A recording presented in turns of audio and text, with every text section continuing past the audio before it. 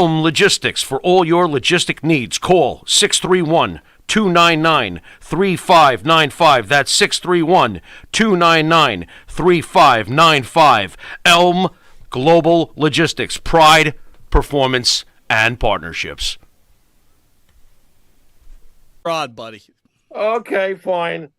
All right. How about this one? You've obviously had a storied career. What makes someone decide to be a pro wrestler? Look, I know it was in your family, but was it something you wanted to do or something you felt obligated to do? No, I mean, that's great. Thanks for asking that. Is it that was it? It was basically, it was in the family. It was I guess, an avenue I could take. That, opportunity that I really had right there. But no, I mean, growing up, in fact, I think everyone was shocked. All of my friends, everyone in our family was absolutely shocked when I said I thought I wanted to go ahead and start training, and work out, and wanted to get into it, and because it was the last thing anybody thought, including me, anybody thought I would do, and but I think my mind changed when I started. I'd turn on Saturday morning, turn on the TV, and I remember seeing that the cartoons for the first time, the rock and roll wrestling, the cartoons, and my jaw dropped when I saw Jake on there, and I was like, God, dude, he's a cartoon now, man. So I was like, wow. I mean, it's coming out of the shadows.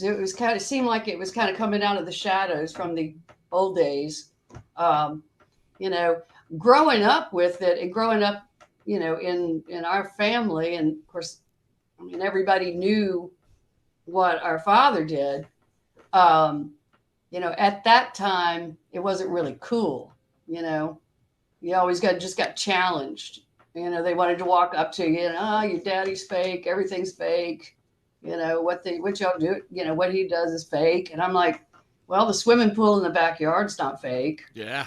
Cars in the garage is not fake. I mean, it wasn't a bad, we weren't just kind of slung around and on the road all the time.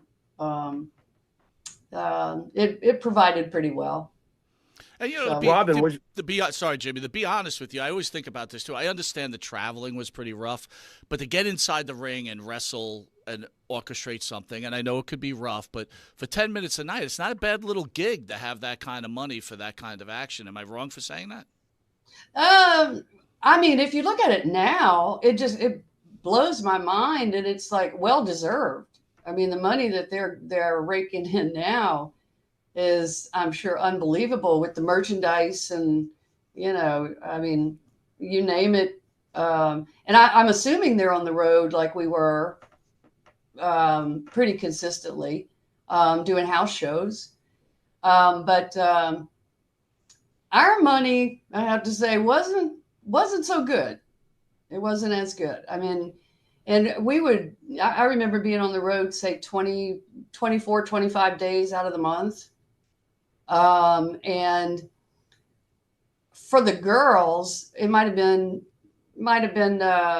probably average was a few $100 a night. Everything, all the travel, everything was taken care of. But when you're 20 years old too, or, in your 20s, it's easy to spend a couple of $100 a night on the road too. So there wasn't a whole lot of saving going on either. Well, I love your honesty, right? Because we've had so many great stars on, and you hear these stories. Oh, I was making $6,000 a night. I was doing this. You obviously were the biggest organization and their world champion in the women's division. I was trying to figure out what I thought you made. Would you be able to share like what you made in a year as the women's champion? Oh God, another good question. God, I haven't the slightest idea. I don't know that it even cracked like 70 grand a year. Wow. I don't even think it got to that point. And which, the funny thing though is like nobody complained. We didn't complain. I think for women, we were just happy that, we had we were working, one, because back then we were still considered, like the popcorn match. We were still not just novelty. There was no women's division, anything like that. And so, as a novelty, I guess you're just glad to, be a part of it and give them something a little different and on to the next, town,